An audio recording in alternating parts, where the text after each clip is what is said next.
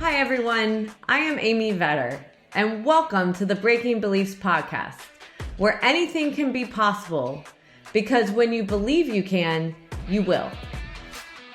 This series is all about getting honest with ourselves and noticing the things that we carry with us.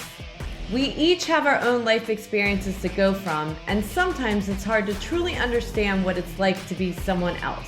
What we can do to create change is to start with us. If each of us took one action each day in our own lives, we could collectively change the world around us. But what does it take? It takes work, it takes practice, and we have to be honest with ourselves as we get there. Hello everyone. Today for our B3 break, we're going to talk about how to better prioritize our days so we can reduce the amount of stress and tension that we might be carrying in our bodies.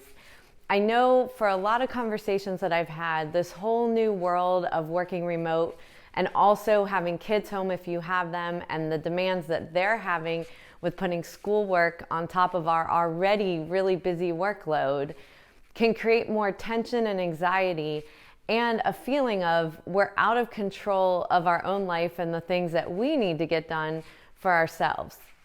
So it's important to figure out how you're going to prioritize your day, especially for those of us that have kids and have the new prioritization of making sure they get their schoolwork done during the day if they are virtually chiming into their classes or having those assignments that as the parent home, we're responsible for making sure that they get that done, which that might be new to many of us.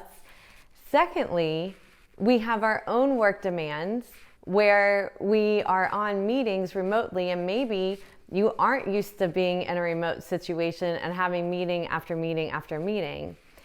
And then third, we have our own work that we need to get done as well. And finding time to get that work done that's dedicated, where no one's coming at you, asking you for something, or knocking at your door. It's really important for us to make sure that we prioritize our own work as well.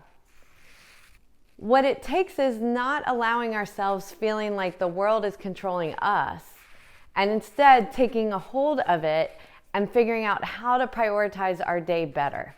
So now that we've been through this for a while, stepping back and making a list of all the new things that we need to do in our work life.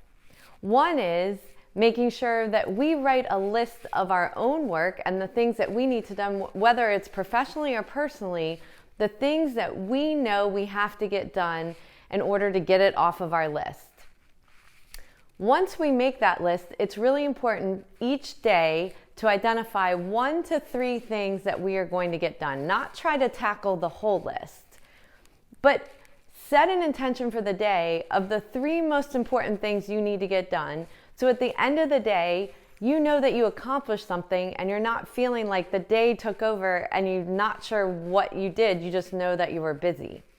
Dedicate time on your calendar to make sure those things are getting done.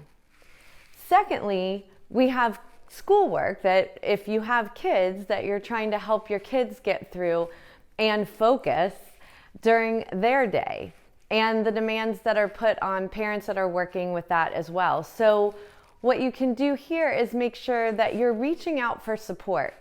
It's important for us to ask for help when we need it.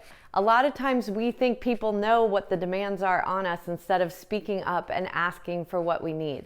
So talk to the people you work for, talk to your coworkers, and see where you can balance times where you need to block off to maybe work with your kids and their schoolwork, and let them know that you've got their back when they need to do that as well. It's always a give and take, and that's always the best way to go. The third thing that's important is figuring out how to not overmeet with the people at your job. So it's really easy to keep setting meetings right now, but then we can't get our own work done. So be vigilant about your calendar. Ask for agendas. What is this meeting about? Why are we having this meeting? To make sure that everyone's prepared for what that meeting is, and keep that meeting down to the right amount of time so that you can dedicate other time to get the work done that you need, or to take personal time for yourself as well. But make sure that you're setting meetings as well based on your energy level so that your optimum energy is coming at that meeting and you can be present for what is happening with the people around you and still paying attention rather than just being so stressed out going meeting for meeting that you're actually still thinking about the last meeting and the current meeting you're at. So take these 3 things today. One is make sure that you make a list and prioritize 1 to 3 things max that you want to get done in the day. Secondly, carve out time and ask for help between your coworkers and your boss to make sure that you can get your family demands done.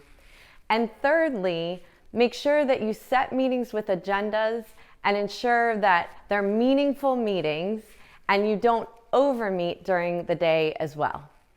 I hope that these tips will help you in making sure that you are optimum energy for yourself and the people around you during your workday. Thank you for taking the time out of your day to listen to the Breaking Beliefs podcast. I hope you will take a moment to pause before entering back into your day to reflect on this podcast and note 1 to 2 actions you are inspired to do from today's conversation that you could incorporate into your life. To read the full blog and listen back to this episode or any other, you can find them at www.amyvetter.com/Breaking Beliefs podcast and related videos on my YouTube channel. For daily inspiration, follow me on Instagram, Twitter, Facebook, and LinkedIn at Amy Vetter CPA. I hope that you will choose to like this and subscribe to this podcast on iTunes, Spotify, and more so that you can join us for more inspiration on our next episode.